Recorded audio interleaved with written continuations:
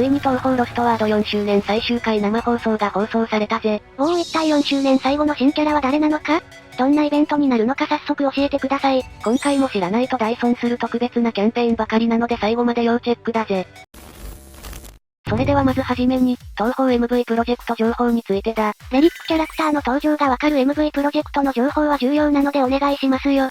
まず簡単に MV プロジェクトについてなんだが、MV プロジェクトは、原作東方プロジェクトで活動している音楽サークルと、活動していないアーティストとのコラボ、またレリックキャラクターと繋がっていて、曲の登場順でレリックキャラクターが実装されているぜ。そして前回の生放送情報でパルシの MV プロジェクトの曲が判明したんだがついに曲の立ち絵と曲が公開されたぜ。おお、それは嬉しいですね。原曲は暗めな感じだけど、こちらの曲はどちらかというと明るくアニソン感ある感じになっていたよ。妬ましいほど可愛い曲に仕上がりました。こちらの曲は6月29日のアップデートで曲が手に入ることができるので聞いてみよう。次回は誰でしょうね。ぜひとも社名丸あやを出してあげてほしいところです。連想強最速なのに数々のガチャで遅れてますからね。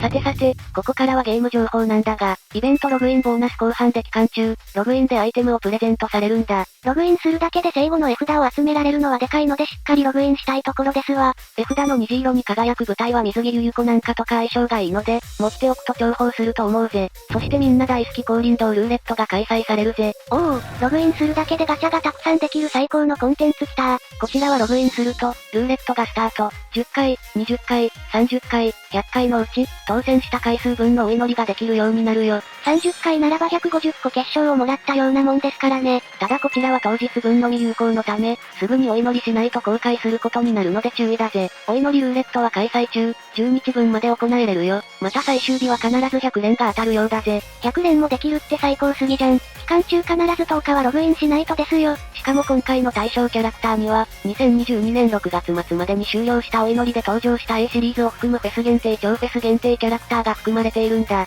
超フェスならば4人が登場したぐらいのキャラたちですね。今でも使える当たりキャラは引用どちらもバフをかけれるサブメ。火力はレリック級のフランドール、禁止解除持ちの豊姫だな。A シリーズならば諏訪湖までのキャラが獲得できるぜ。ちゅうことは海馬かな子様も引けますやん。いや構えが完全にリバースカードオープンの構えだけど、フェス限なんかは運命枠を育てやすいし、欲しいところだな。そして期間中、課題の達成で特別宿主を獲得できるキャンペーンがもうすぐ終了。こちらはキャラクターの強化や探索などの課題達成をクリアすれば無料で引けるガチャチケットをもらえれるんですよね。そして対象キャラクターには、2023年4月に1日まで実装のフェス限定、超フェス限定キャラクターが全て含まれているんだ。2023年4月までならもうインフレに乗っかってるキャラクターも含まれているからでかいですね。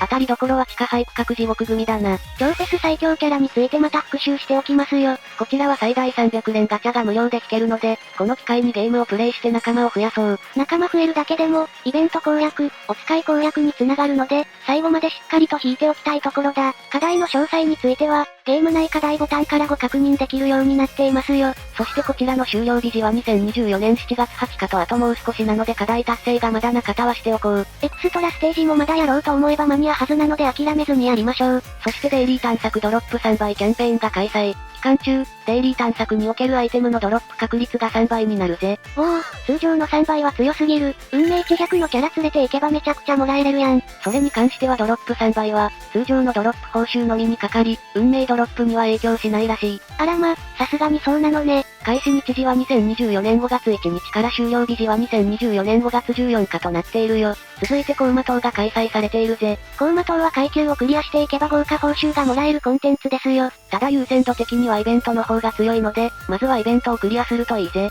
そしてイベントロスト&フォーンド2024から戦慄は境界を越えてが開催されているぜ。こちらは長期のイベントとなっていて長期の場合は期間中、様々な豪華報酬を手に入れることができるんですよね。そう、育成素材はもちろん本イベントでは交換所で片白玉片白を交換することができるんだ。ただ今回は大片白は追加されていなかったんだよ。あら、長期イベントは大片白が毎回出すのだと思ったらそんなことなかったのね。となると、エクストラキャラが実装された時に大片白が出るということになるっぽいな。そうすると、イベントを作っている担当者さんめちゃくちゃ大変なのでは。月1でエクストラフェスを1から2体出したいだろから、エピックや、レリック、エクストラフェスの新たなストーリーを作らないといけないので負担上がってるよな。そこで予算と時間を費やして、キャラクターのデザインがあやふやにならないことを祈るぜ。なので大型城はポンポン獲得できるわけではないので、やはり前回も言ったように、強いエクストラが出るまで使わずに貯めて、運枠100を作るのが無難だろう。また、今回のイベントは、従来のイベントよりも長い期間での開催となっているよ。報酬を獲得できる期間も長いのでぜひイベントに参加しましょう。開始日時は2024年6月に1日メンテナンス後、終了日時は2024年7月16日2時までとなっているよ。そしてなんと6月28日から悲風ストーリーの新たなステージが追加されるようだ。連呼編ということは、メリー編もありそうですね。あと、悲風ストーリーの追加ということはついに、そして今回のアップデートで新たな回収が行われるんだ。それは絵札の所持数相と機能の追加、お別れや限界突破の際に、複数枚ある絵札を認識しやすくなるんだ。ほう、なかなか便利そうな機能ですね。次に絵札の装備状況フィルタの追加が行われたぜ。装備している絵札と装備していない絵札を表示できるようになったのか。そう、装備状況フィルタをオンにすると装備済みの絵札のみ、オフにすると装備していない絵札のみが一覧に表示されるよ。地味ながらかなり役立つ改善点なのでありがたい。最後に絵札のお別れ画面での一括選択ボタンの追加、保護していない絵札を一括で選択できるようになるんだ。フィルタとうまく組み合わせるとかなり使えるシステムだ。そして今回のアップデートにて、育成を完了した仲間をさらに成長させることができる少女転生の対象キャラクターが追加されるぜ。対象キャラクターは豪徳寺ミケール1山城高根 L1 小松三女 L1 玉造りミスマルル1の4人となっているよ。特に三女とミジュミッチュからは工場ではかなり強いですしね。いやミスマル派そんな鳴き声いません。なので彼女たちの少女転生実装を記念して、各キャラクターの転生鏡をログインボーナスでプレゼントされるよ。また、ハニヤス新景気上等宮真由美牛崎うるみエビス栄華の成婚解放が実装されるぜ。あと6月末の実装予定されていたが、マラオキナル1コマのアウンル1の衣装解放&物語解放については、実装を7月上旬へと延期されるので、天空ショー好きの方はもうしばらく待とう。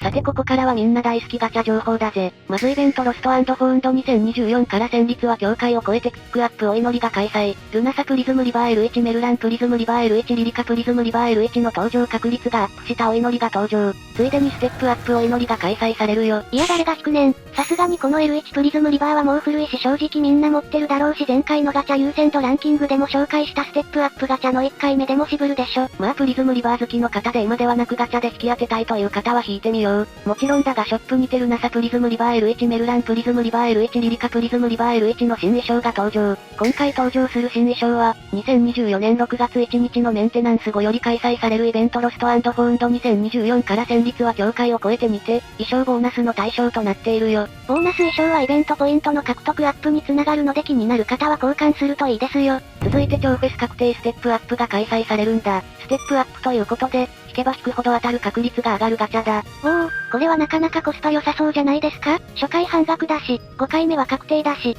こちらを引くのはあまりおすすめしないな。めちゃくちゃ引き当てれそうな感じがするが、難易度的にかなり難しい。それはなんでなの？なぜならピックアップが多すぎる。3人でも本命を当てるのは難しいのに、4から6体も含まれたガチャでピンポイントに欲しいキャラを当てるのは困難だ。そう言われてみれば、しかも5回目までは確率がアップしているとはいえ、確定ではないのでそもそも何も当たらん可能性すらあるんだ。本当にそのピックアップ全員欲しいキャラだという方はありかもしれないが、そうじゃない方は見逃すのが無難だろう。まあ言うても古い超フェスですしね。続いて A シリーズの確定ガチャだぜ。こちらはステップアップではなくて確定なのね。ただ紙結晶600個を使う必要はあるよ。性能面から見ればどう考えても7月16日から始まる東方ヨーヨー向け一択でしょう。こちらはフェス限最強クラスが詰まったガチャで、最強でコスパの抜群の運命枠が欲しいという方はかなりありなガチャだぜ。その他はかなり古いし、引き直しとかでも引けるし見逃した方がいいかも。そして4周年ラストの目玉は、ロースプオアドライブ2024白霊霊ム L10.1 と L オスプオアド L ライブ2024霧雨マリサ L10.1 だぜ。おー、ライブバージョンかっこよすぎだー。東方ロストワードは2024年になってからライブにも力を入れてくれるようになったんだ。そのライブのグッズやメインを飾っているのがこのライブレイマリ。ロスワというか夢のロテ先生感がふんだんに出ているかっこいい衣装のレイマリでめちゃくちゃ好きですよ。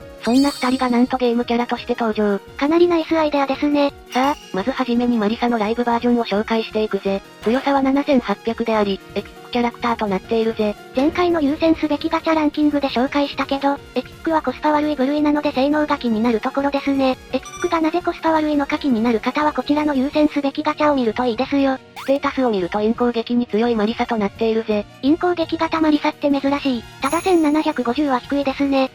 ここ最近のエピックで1900が超えていないのは支援式のシオンぐらいなので1900はあってほしいところだぜ。能力やスキルはどうなの？魔女能力は帯電、毒斬り、暗闇を攻撃力に変換できるぜ。陰攻撃タイプは燃焼持ちキャラが多いので、少し残念ポイントだな。まあ帯電が売りのキャラなのでそこまでデメリットでもないかもですが、スキルで自身の強さランク2の陰攻を上昇できるぜ。紹介によればラストワード 220% の高出弾と 100% の残裂弾を持っているんだ。と言ってもこれは水着ベクレンの時のように詐欺で一番火力が出る初段ではなくて、一番後ろの段のことを言っているんだ。ヌスットから詐欺師に転職しました。ただバフがモリモリで、スペルカード光フアースライトレイのようなスモーク照明には、攻撃前効果で味全体の高を4段階アップ 4T というでかくて長いバフをかけれるんだ。ただ単体技より使う頻度が多い全体攻撃の方に入れて欲しかったけどな。攻撃力アップのためにわざわざ単体スペカを打つのは面倒なところだわ。スキルでは陰攻3段階アップを持っているため、速攻で陰攻撃10段階にたどり着けるぜ。そこでスキル陰攻2の出番ですね。そう、マリサには陰攻2があるため、陰攻が10段階アップされてもさらに伸ばすことが可能なんだ。まあ味方全体ではないのだけどね。レイムに関してはマリサ同様に陽光は控えめ。しかしスペルカード機霊力に回復を持っていて常にブーストをかけやすい。さらにスキルでは味方全体の霊力を 1.5 も回復という超高品質霊力回復持ち。それは有能すぎだ。またスキルターン短縮をはじめ、速力アップやクリティカル、陽光といろんな面をサポートしつつ、デバフも持っていたりとかなり多芸だぜ。サポーターとして見ればかなり強力だし、妖怪特攻持ちなので火力もそれなりに出せると思うぜ。ダメージ増加みたいな圧倒的スキルはないけど、バフサポートが半端ではないね。コスパが悪いエピックだけど、これは引いても良さそうですよ。ただ見た感じ、ダメージ増加持ちのマリサの方が有能って感じですか？いやレイムの方は特攻に妖怪特攻という超広範囲特攻を持っているんだが、マリサの特攻は結構浅めになっているんだよ。なので本当にどっこいどっこいという感じだな。なるほど、どちらもメリットデメリットある感じか。ただどちらか選ぶならレリックユユコと相性抜群なレイムだな。レイムは有利属性に与えるダメージが高く、スペルカード、ラスは全て木属性メインなので、木属性の弱点付与持ちのユユコのお供にめちゃくちゃいいんだ。どちらもぶっちぎりで強いという感じではなく、やはり前回紹介した通り無難に強い程度に収まっているな。まあ、強いのは強いし見た目もいいので気になる方は引くといいぜ。片白がないという方は日替わりまで見逃すというのも手ですよ。ちなみに体験探索も開催されたぜ。ロースト&ライブ2024白霊レイム L10.1 とロースト&ライブ2024霧雨マリサ L10.1 の使用体験できる探索が登場。すべての強化を完了した状態の新キャラがゲストとして登場し、強さを体験できるクエストですね。こちらをやるメリットは初回クリアで、専用課題から決勝を獲得できるんだ。簡単だし、合計2つも獲得できるし、もう二度とできない探索なのでやっておきましょう。開始日時は2024年6月21日メンテナンス後で、終了日時は2024年7月20日の午前までなので注意してね。さてさてやっとこさ来ました。ジェニックお祈りだぜ。おお、新しいガチャ区分来た。4周年から始めた方はそうなるでしょう。実はこのジェニックガチャは昔からあるガチャなんだ。そうだったの？そうなるのも無理はなくて、なんと8ヶ月も出さなかったまさに幻想入りしたガチャなんだ。いやなんでそこまで放置したんだ。そんなジェニックからの新キャラの姿がこちら。おお？